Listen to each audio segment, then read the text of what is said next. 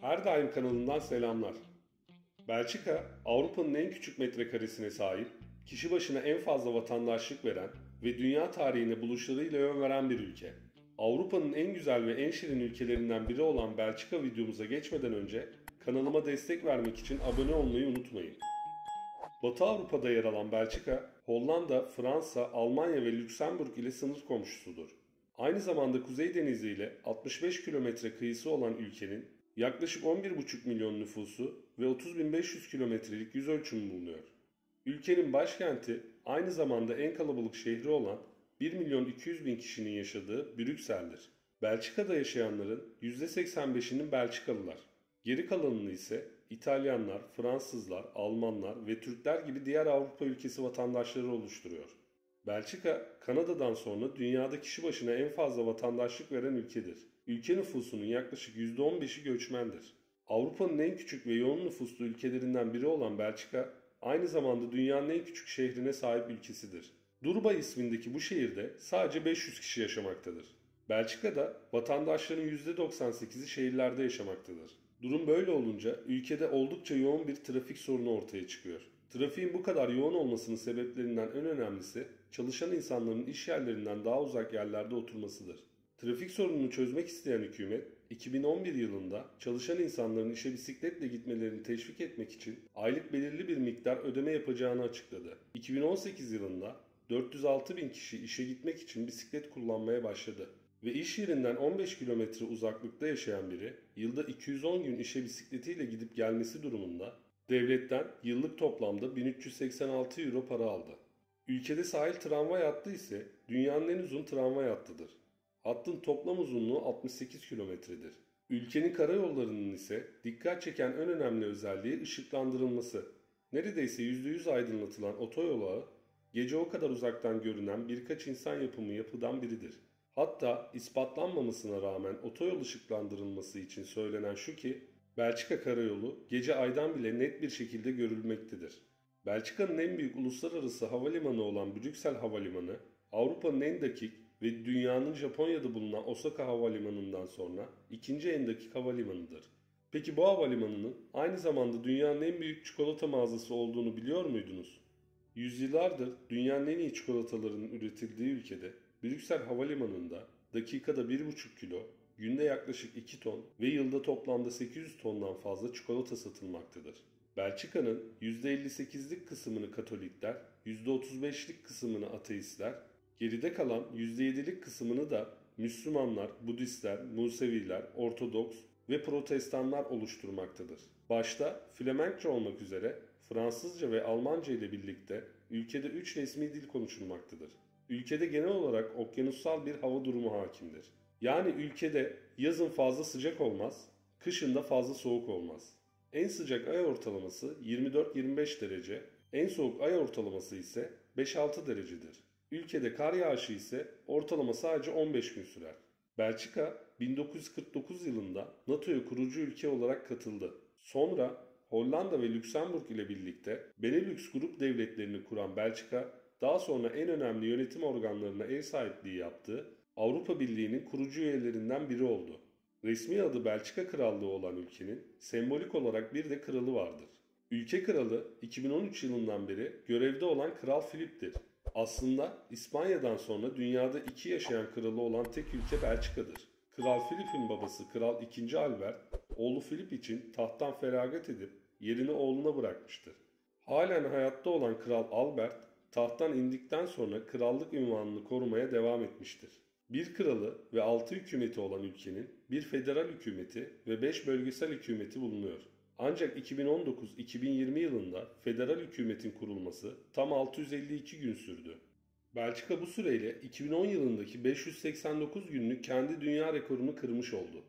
Hollanda'dan sonra 2003 yılında eşcinsel evliliği yasal hale getiren dünyanın ikinci ülkesi olan Belçika, aynı zamanda Batı Avrupa'nın en yüksek boşanma oranına sahip ülkelerinden biridir. Ülkedeki tüm evliliklerin neredeyse 1/3'ü boşanmayla sonuçlanmaktadır.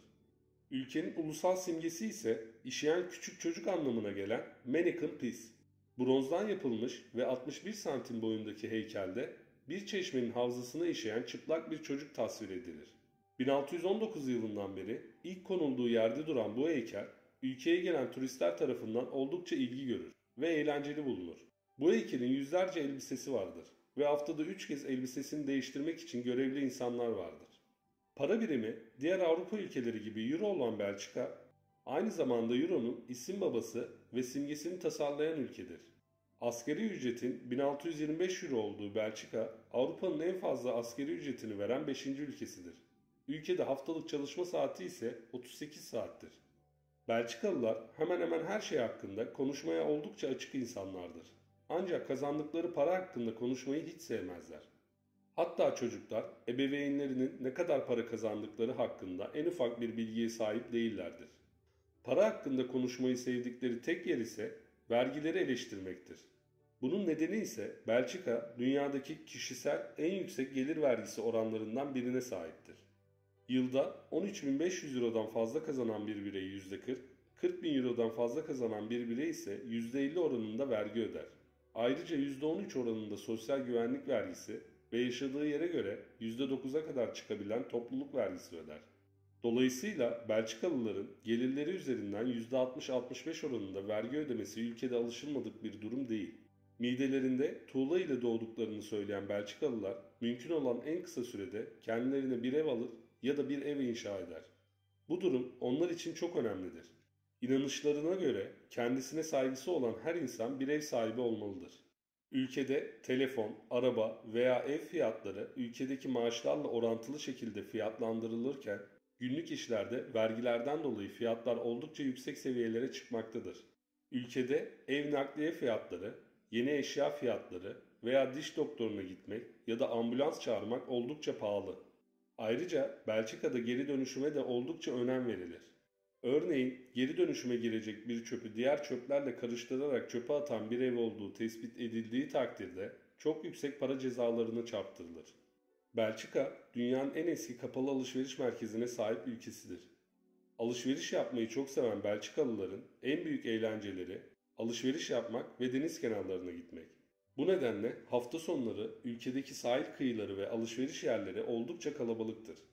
Belçika'nın başkenti Brüksel'den sonra en büyük şehri olan Anvers şehri, Brüksel kadar ünlü olmasa da zengin bir tarihe sahip en önemli şehirlerinden biridir. Dünyanın elmas başkenti olarak bilinen Anvers şehri, günümüzde dünyadaki ham elmasların %85'ini mağazalara gitmeden önce parlatıyor ve şekillendiriyor.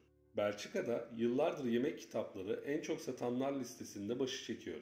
Yemek yapmayı ve yemek yemeyi seven Belçika halkı, restoranda akşam yemekleri için en az 2-3 saat zaman ayırıyor.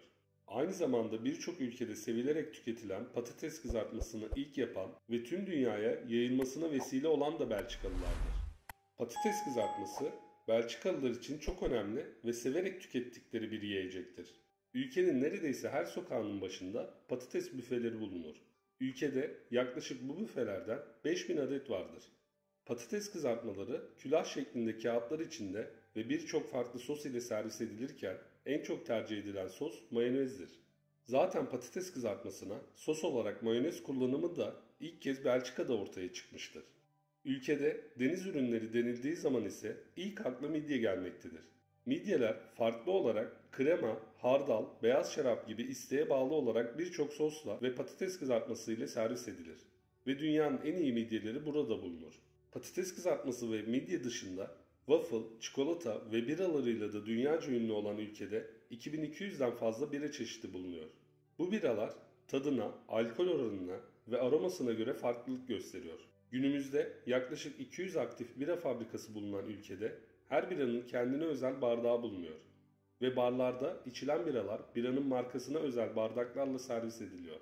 Ülkede o kadar fazla bira çeşidi var ki her gün bir çeşit bira içmek isteseniz tüm biraların tadına bakmak tam 6 yıl sürer. Belçika biraları arasında en ünlü olan ise Terapist biralarıdır.